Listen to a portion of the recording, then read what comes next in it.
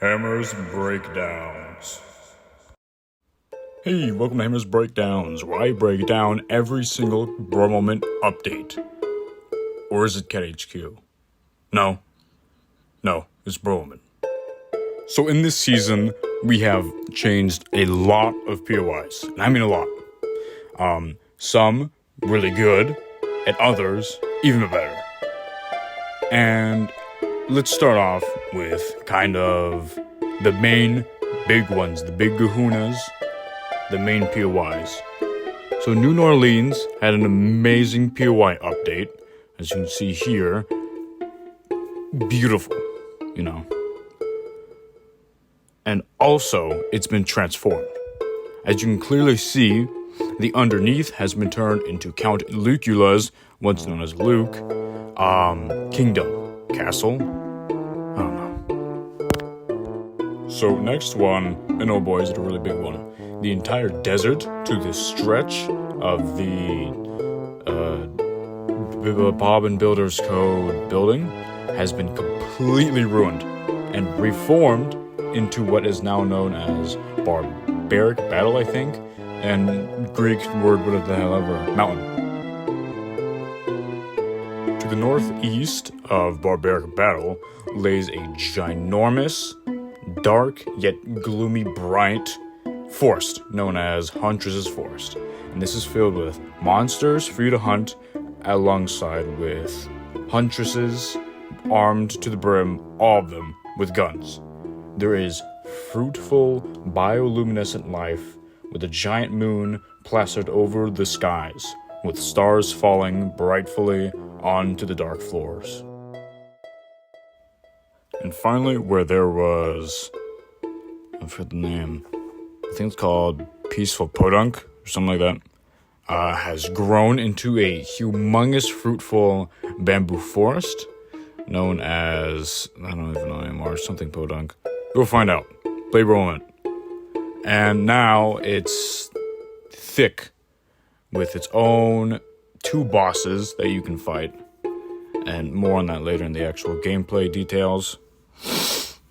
And it's really fun to scatter around in this ginormous thick bamboo forest and fight the friends in. So now with these tiny map changes, one of them being Zeus in the center island, another one being this giant Norse ship, and for Broman's, I think third birthday is a title of POI as well. Mountain Face Willie's face has changed.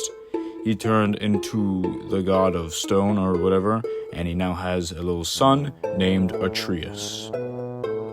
And moving on, we are finally getting to one of my personal favorite parts, is the actual gameplay stuff. And while I don't have actual images to show you, you can play Bro Moment, and I assure you they'll be here for this current update.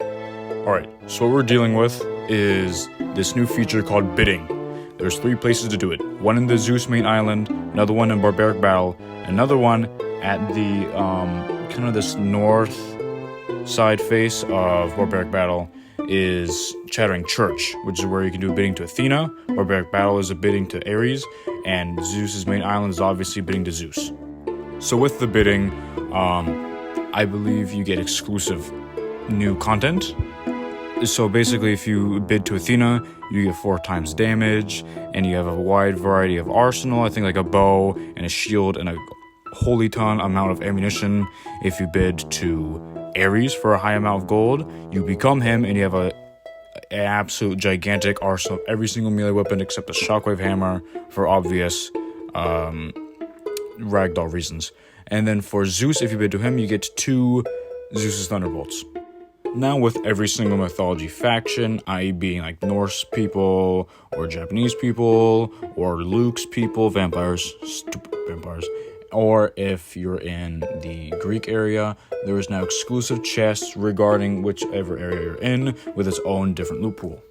With the classes, there has been a huge decrease of classes. Now, with corresponding season, there are different mythologies mixed in now into a blend, and every single week there's going to be new ones, we're going to remove ones, regarding how the story will progress. Stupid dog. There are currently 2 boss battles. Cerberus and the new Japanese bosses, they're twins.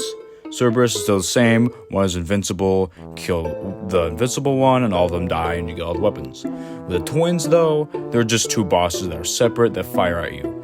The bosses can have a mixed arsenal, and that I mean the Japanese ones. They can have an explosive bow or a boom bow. There aren't that many, but there are a fair share of different type of enemies for you to fight.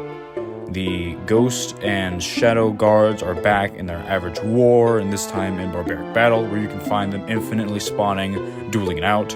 There's going to be one on each side that wields an epic weapon and have a lot more health, but if you kill them specifically, they'll drop their weapon. The others, with blue rarity weapons, that can't even drop them if you kill them. Another one is in Huntress's Forest. You get to find all these monsters and the Huntresses, and if you kill them, you actually get their weapons. They're in the common rarity or rare rarity, I think it's rare. And they get like primal weapons or explosive weapons, Huntress's weapon, like a Huntress DMR, or just a bow. So, after half an hour or 15 minutes, there will be a half an hour. Anyways, there will be a thunderstorm that rolls in. This should be pretty obvious that Zeus will slowly come to the island, and he will. At the Zeus's main spawn island, there will be this giant zone device that you have to stand for a couple seconds in order for you to become the Zeus boss NPC. This gives you 10,000 health and shield, and he has the ability of if you hold the jump button or spacebar button, you'll be able to grant the ability to flight, and he gets 250 gold per kill. This awarding to people who kill you with more money, depending on how many people he kills. He does 4 times damage. He has Zeus's Thunderbolt, and he has the DMR. He can't pick up or drop any weapons, sadly, but he does have infinite everything.